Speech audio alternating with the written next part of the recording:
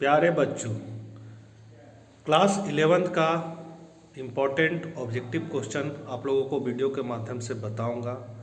Video बनाने में थोड़ा सा विलम्ब हुआ क्योंकि मेरा तबीयत बहुत ख़राब हो गया था।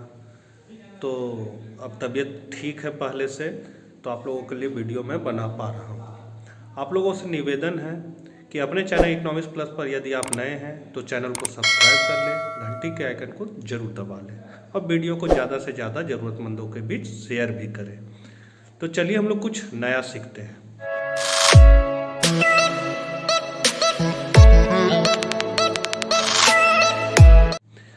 वीडियो को बढ़िया से देखें, सुने और क्वेश्चन को कॉपी में नोट करके उसको याद भी करें।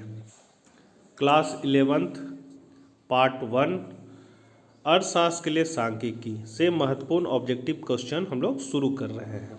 तो पहला क्वेश्चन है, सांख्यिकी का जन्मदाता है? तो गॉडफ्राइड आकेनवाल, कहीं कहीं एकेनवाल भी लिखा रहता है, तो ये हो गया सांख्यिकी के जन्मदाता। दूसरा क्वेश्चन है, सांख्यिकी का प्रयोग किया जाता है? तो व्यवसायियों के लिए, वैज्ञानिकों द्वारा, अर्थशास्त्रियों द्वारा, तो उपयुक्त सभी के द्वारा होगा। सांख्यिकी से अभिप्राय है? तो समंक और सांख्यिकीय विधियां दोनों से, तो इसका आंसर सी होगा।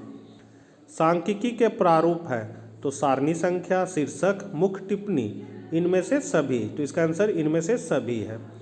पांचवा है, सांख्यिकी शब्द का प्रयोग किया जाता है? तो एक वचन, बहुवचन, आंसर होगा दोनों में। क्या सत्य है? सभी आंकड़े, सभी सांख्यिकीय आंकड़े हैं, यही सत्य है। सांख्यिकीय क्षेत्र में सम्मिलित है? तो सांख्यिकी की विषय सामग्री, सांख्यिकी का स्वभाव और सांख्यिकी की सीमाएं, उपयुक्त सभी इसका आंसर होगा। सांख्यिकी कला एवं विज्ञान दोनों है, किसने कहा था? तो टिप्पेट ने कहा था। एक वचन रूप में सांख्यिकी की प्रथम अवस्था है? तो आंकड़ों का एकत्रीकरण। सांख्यिकी से आशय है? तो केवल समंक से, केवल सांख्यिकीय विधियां से, उपयुक्त दोनों से है। सांख्यिकी गणना का विज्ञान है, किसका कथन है? तो A.L. बाउले का। सांख्यिकी का कार्य है? तो जटिलताओं को सरल बनाती है। अगला क्वेश्चन है, सांख्यिकी क्या है? तो विज्ञान और कला दोनों है। आधुनिक अर्थशास्त्र के पिता कौन थे अथवा अर्थशास्त्र का जनक कहा जाता है? तो किन्हें कहा जाता है? एडम स्मिथ को। अर्थशास्त्र के जनक एडम स्मिथ है। अर्थशास्त्र एक आदर्श विज्ञान है, यह कथन किसका है? तो ये पीगू का है। अर्थशास्त्र की दुर्लभता संबंधी परिभाषा के प्रतिपादक कौन है? रॉबिन्स। सांख्यिकी शब्द का प्रयोग किया जाता है? तो एक वचन और बहुवचन दोनों में, तो इसका आंसर सी होगा। 18 सांख्यिकी का प्रयोग किया जाता है? तो इनमें से सभी, मतलब व्यवसायियों द्वारा, वैज्ञानिकों द्वारा, अर्थशास्त्रियों द्वारा। Professor P.C. महालनोबिस कौन है? तो वे एक अर्थशास्त्री हैं। 20 है, सांख्यिकी क्या है? तो बी और सी इसका आंसर होगा, मतलब तथ्यों को परस्पर तुलनीय बनाता है, जटिल तथ्यों को स्पष्ट करती है। किसने कहा अर्थशास्त्र धन का विज्ञान है? तो एडम स्मिथ ने कहा था। सांख्यिकी माध्यमों का विज्ञान है, यह परिभाषा किसने दी? अथवा क्वेश्चन रहेगा, सांख्यिकी गणना का विज्ञान है, यह कथन है? तो A.L. बाउले का। सांख्यिकी से आशय क्या है? तो केवल समंक, केवल सांख्यिकीय विधियां, तो सी आंसर होगा, ए और बी दोनों। अर्थशास्त्र विज्ञान एवं कला दोनों, यह कथन किसका है? मार्शल का। अर्थशास्त्र की आधुनिक परिभाषा को किस नाम से पुकारा जाता है? तो विकास केंद्रित। सांख्यिकी का सामान्य महत्व इनमें से सभी में है, मतलब प्रशासन के लिए इसका महत्व, या प्रशासन में महत्व, व्यवसाय में महत्व और विज्ञान तथा अनुसंधान में महत्व होता है सांख्यिकी का। वेल्थ ऑफ नेशन पुस्तक के लेखक कौन थे? तो एडम स्मिथ 1776 में अपना किताब वेल्थ ऑफ नेशन लिखे थे। अर्थशास्त्र अध्ययन करता है? तो आर्थिक क्रियाओं का। सांख्यिकी को अंग्रेजी में स्टैटिक्स कहते हैं, जिसकी उत्पत्ति जर्मन भाषा के निम्नांकित शब्द से हुई है, तो एस्टेटिका से हुई है। अगला क्वेश्चन है, निम्न में आर्थिक क्रिया की शाखा कौन सी है? तो समष्टि और व्यष्टि अर्थशास्त्र दोनों है, सी आंसर सही है। एडम स्मिथ की वेल्थ ऑफ नेशन कब प्रकाशित हुई? तो 1776 ईस्वी में। निम्नलिखित में कौन सी आर्थिक क्रिया है? तो उपभोग, उत्पादन, वितरण, ये सभी है आर्थिक क्रियाएं। अर्थशास्त्र उद्देश्यों की भी तटस्थ समान है, किसने कहा था? मार्शल ने। अर्थशास्त्र सीमित साधनों का विज्ञान है, यह कथन किसका है? तो ये रॉबिन्स का कथन है। अर्थशास्त्र कल्याण संबंधी परिभाषा किस अर्थशास्त्री द्वारा दी गई? तो मार्शल के द्वारा। ऑक्सफोर्ड शब्दकोश के अनुसार सांख्यिकी शब्द का प्रयोग यदि बहुवचन में हो तो इसका अर्थ क्या होता है? तो इसका अर्थ है क्रमबद्ध एकत्रित संख्यात्मक तथ्य। रैंडम हाउस डिक्शनरी सांख्यिकी का अर्थ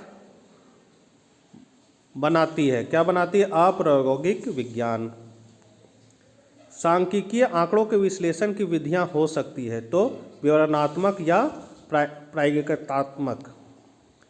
एक पाठ्य पुस्तक की विषय वस्तु है विवरणात्मक विधियां। जिन चरों को संख्याओं द्वारा मापा जाता वे कहलाते हैं मात्रात्मक आंकड़े। गुणात्मक आंकड़ों को दर्शाया जाता है क्या चीज़ में? सब संख्याओं में। अर्थशास्त्री सांख्यिकी का प्रयोग करते हैं तो उपभोग व उत्पादन का विश्लेषण करने में। सांख्यिकी की भूमिका महत्वपूर्ण होती है तो प्रायोगिक व अप्रायोगिक दोनों विज्ञानों में। प्रयोगात्मक आंकड़े आविष्कारक स्वयं तैयार करता है। सांख्यिकीय संबंधों में त्रुटियां भी हो सकती है। राष्ट्रों के धन के स्वभाव तथा कारणों की खोज नामक पुस्तक के लेखक थे तो एडम स्मिथ। अर्थशास्त्र की कल्याण संबंधी परिभाषा के जन्मदाता थे मार्शल। दुर्लभता का दृष्टिकोण प्रस्तुत करने वाले अर्थशास्त्री थे रॉबिन्स। विकास संबंधी अर्थशास्त्र की परिभाषा किसने दी? सैमुअल्सन ने। अर्थशास्त्र का सार क्या है? तो दुर्लभता और चयन दोनों है, सी आंसर होगा। किस अर्थशास्त्री ने धन के स्थान पर मानव को महत्व दिया? तो पीकू ने दिया था। क्या सत्य है? तो ये दोनों सत्य है, मतलब साधन सीमित होते हैं, आवश्यकताएं असीमित होती हैं, ये दोनों सत्य है। क्या सत्य है? तो साधन लेस देन आवश्यकताएं, मतलब आवश्यकताओं की तुलना में साधन कम होते हैं। निम्नलिखित में कौन सी आर्थिक क्रिया है? तो उपभोग, उत्पादन, विनिमय, ये सभी है। आर्थिक क्रिया को व्यष्टि एवं समष्टि में किसने बांटा? तो रैगनर फ्रिश ने। बहुत इंपॉर्टेंट क्वेश्चन है बच्चों ये। व्यक्तिगत इकाई अध्ययन विषय है किसका? तो व्यक्तिगत इकाई हम लोग व्यष्टि अर्थशास्त्र में करते हैं। राष्ट्रीय आय किस शाखा में सम्मिलित है? तो ये राष्ट्रीय आय व्यापक अर्थ में होता है तो इसका हम लोग समष्टि अर्थशास्त्र में देखेंगे। अर्थशास्त्र उद्देश्यों के बीच तटस्थ रहता है, किसने कहा था? मार्शल ने। किस अर्थशास्त्री ने कल्याण संबंधी परिभाषा प्रस्तुत की थी? तो अल्फ्रेड मार्शल ने। एडम स्मिथ ने 1776 ईस्वी में डैश डैश नामक पुस्तक लिखी थी तो वो था an inquiry into the nature and causes of wealth of nation.